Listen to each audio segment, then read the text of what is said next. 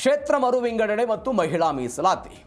ಮಹಿಳೆಯರಿಗೆ 33% ಮೀಸಲಾತಿಯನ್ನು ಕೊಡಬೇಕು. ಈಗಿರುವಂತಹ 543 ಲೋಕಸಭಾ ಕ್ಷೇತ್ರಗಳನ್ನು 800ಕ್ಕೂ ಅಧಿಕ ಕ್ಷೇತ್ರಗಳನ್ನಾಗಿ ಮಾಡಬೇಕು ಅನ್ನೋದು ಡಿಲಿಮಿಟೇಷನ್ ಬಿಲ್. ಇದನ್ನು ಏಪ್ರಿಲ್ ತಿಂಗಳಲ್ಲಿ ನರೇಂದ್ರ ಮೋದಿ ಸರ್ಕಾರ ಸಂಸತ್ತಿನಲ್ಲಿ ಮಂಡಿಸಿತ್ತು. 2/3 ಬಹುಮತ ಸಿಗದೆ ಈ ತಿದ್ದುಪಡಿ ಅಥವಾ ಈ ಏನು ಬೆಳವಣಿಗೆ ಆಗಿತ್ತಲ್ಲ ಎಲ್ಲವೂ ಕೂಡ ಆ ಮಸೂದೆ ಬಿದ್ದು ಹೋಗಿತ್ತು.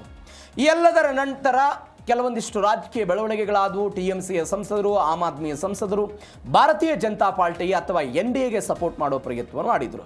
ಇದೀಗ ಒನ್ಸ್ ಅಗೇನ್ ಅದನ್ನು ಮಂಡಿಸುವ ತವಕದಲ್ಲಿ ಬಿಜೆಪಿ ನೇತೃತ್ವದ NDA ಇದೆ. ಇದನ್ನು ಶತಾಯಗತಾಯವಾಗಿ ಇಂಡಿಯಾ ಮೈತ್ರಿಕೂಟ ಮತ್ತು ಕಾಂಗ್ರೆಸ್ನವರು ವಿರೋಧ ಮಾಡ್ತಾ ಇದ್ದಾರೆ. ದಕ್ಷಿಣ ಭಾರತದ ರಾಜ್ಯಗಳಿಗೆ ಅನ್ಯಾಯವಾಗುತ್ತೆ ಅಂತ. ದಕ್ಷಿಣ ಭಾರತದ ರಾಜ್ಯಗಳಿಗೆ ಅನ್ಯಾಯ ಆಗುತ್ತೆ ಎನ್ನುವಂತಹ ಕಾರಣಕ್ಕಾಗಿ ಎಲ್ಲವೂ ಕೂಡ ಆಗ್ತಾ ಇದೆ. ಎಲ್ಲದರ ನಡುವೆ ಕಿರಣ್ ರಿಜಿಜು ಮತ್ತು ರಾಹುಲ್ ಗಾಂಧಿಯವರ ನಡುವೆ 50 ನಿಮಿಷಗಳ ಸುದೀರ್ಘ ಮಾತುಕತೆ ಆಗಿದೆ ಅಂತೆ. ಹಾಗಾದರೆ ಆ ಮಾತುಕತೆಯಲ್ಲಿ ಏನಾಯಿತು ಅನ್ನುವಂಥದ್ದು ಒಂದು ಯಕ್ಷ ಪ್ರಶ್ನೆ.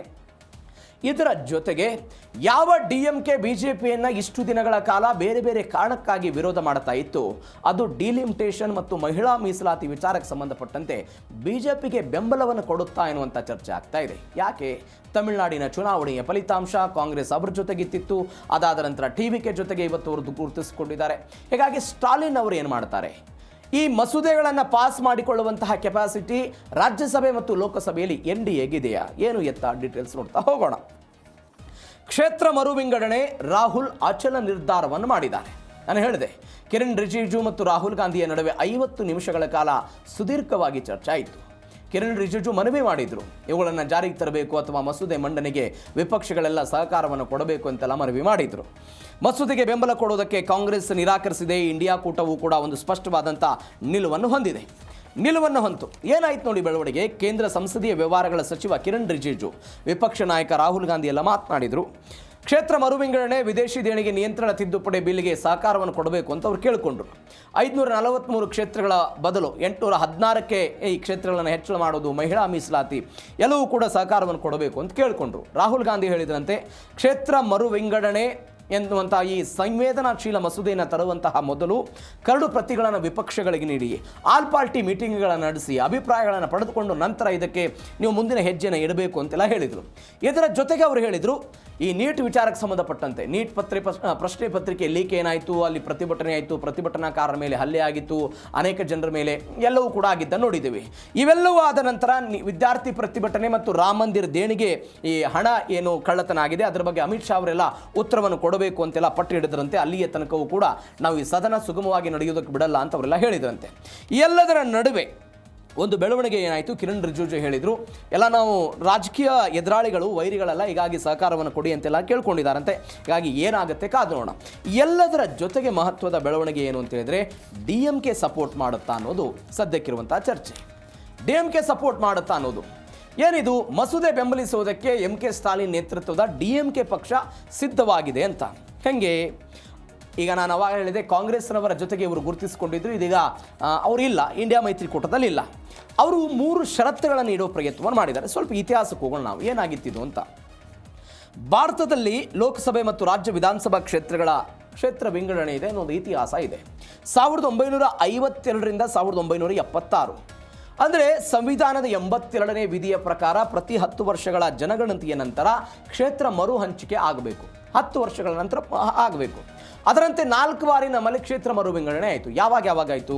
1952ರ ಆಯೋಗ ಮೊದಲ ಜನಗಣತಿ 1951ರ ಆಧಾರದ ಮೇಲೆ ಲೋಕಸಭಾ ಕ್ಷೇತ್ರಗಳನ್ನು ನಿಗದಿಪಡಿಸಲಾಯಿತು. ಅದಾದ ನಂತರ 1963ರ ಆಯೋಗ ಬಂತು. 61ರ ಜನಗಣತಿ ಆಧಾರದ ಮೇಲೆ ಲೋಕಸಭಾ ಕ್ಷೇತ್ರಗಳನ್ನು 522ಕ್ಕೆ ಹೆಚ್ಚಳ ಮಾಡಲಾಯಿತು. 1973ರ ಆಯೋಗ ಬಂತು. 71ರ ಜನಸಂಖ್ಯೆ ಅನುಗುಣವಾಗಿ 543ಕ್ಕೆ ಲೋಕಸಭಾ ಕ್ಷೇತ್ರಗಳನ್ನು ಏರಿಕೆ ಮಾಡಲಾಯಿತು. 1971ರ ಜನಗಣತಿಯಂತೆ ಇವತ್ತು ನಮ್ಮ ದೇಶದಲ್ಲಿ 543 ವಿಧಾನಸಭಾ ಕ್ಷೇತ್ರಗಳಿದೆ. 1970ರ ದಶಕದಲ್ಲಿ ಒಂದು ಬೆಳವಣಿಗೆ ಆಯಿತು. ಏನು ಬೆಳವಣಿಗೆ? ಜನಸಂಖ್ಯಾ ನಿಯಂತ್ರಣ ಅಂದರೆ ಕುಟುಂಬ ಯೋಜನೆಯನ್ನು ದಕ್ಷಿಣ ಭಾರತದ ರಾಜ್ಯಗಳು ಯಶಸ್ವಿಯಾಗಿ ಜಾರಿಗೆ ಮಾಡಿದರು. ಅಂದರೆ ಜನಸಂಖ್ಯೆ ವಿಪರೀತವಾಗಿ ಕಡಿಮೆ ಆಗೋದಕ್ಕೆ ಶುರುವಾಯಿತು. ಒಂದು ವೇಳೆ ಜನಸಂಖ್ಯೆಯ ಆಧಾರದ ಮೇಲೆ ಈ ಕ್ಷೇತ್ರಗಳನ್ನು ಮರು ವಿಂಗಡಣೆ ಮಾಡ್ತಾ ಹೋಗುವುದಾದರೆ ಉತ್ತರ ಭಾರತದ ರಾಜ್ಯಗಳಿಗೆ ಸಹಾಯ ಆಗುತ್ತೆ. ಅಂದರೆ ಉತ್ತರ ಭಾರತದ ರಾಜ್ಯಗಳ ಸಂಖ್ಯೆಗಳ ಹೆಚ್ಚಳ ಆಗುತ್ತೆ, ದಕ್ಷಿಣ ಭಾರತದ ರಾಜ್ಯಗಳ ಸಂಖ್ಯೆ ಕಡಿಮೆ ಆಗುತ್ತೆ ಅನ್ನುವ ಕಾರಣಕ್ಕಾಗಿ 1976ರಲ್ಲಿ ಇಂದಿರಾ ಗಾಂಧಿ ಸಂವಿಧಾನದ 42ನೇ ತಿದ್ದುಪಡಿ ಮಾಡ್ತಾರೆ.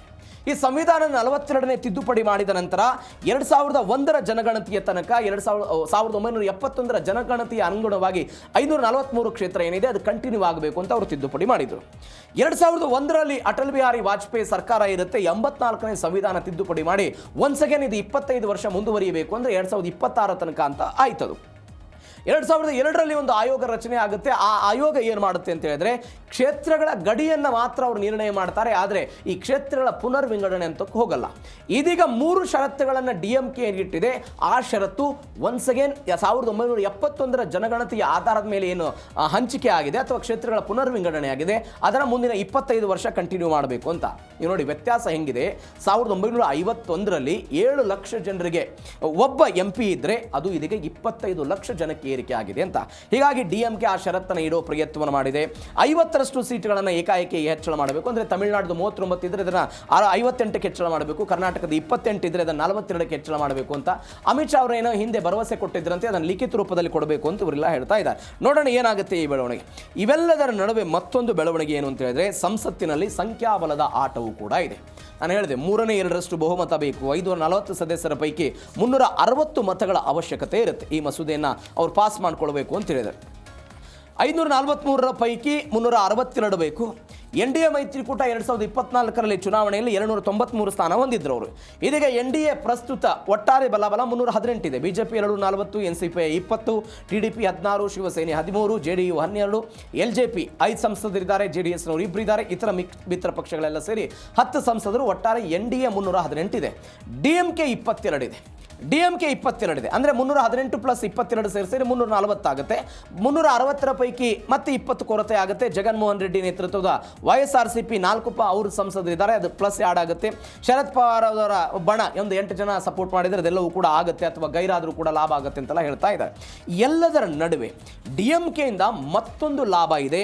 ಏನು ಅಂತ ಹೇಳಿದ್ರೆ ಅದು ಗೈರಾಗುವಂಥ ವಿಚಾರಕ್ಕೆ ಸಂಬಂಧಪಟ್ಟಂತೆ. ಏನದು?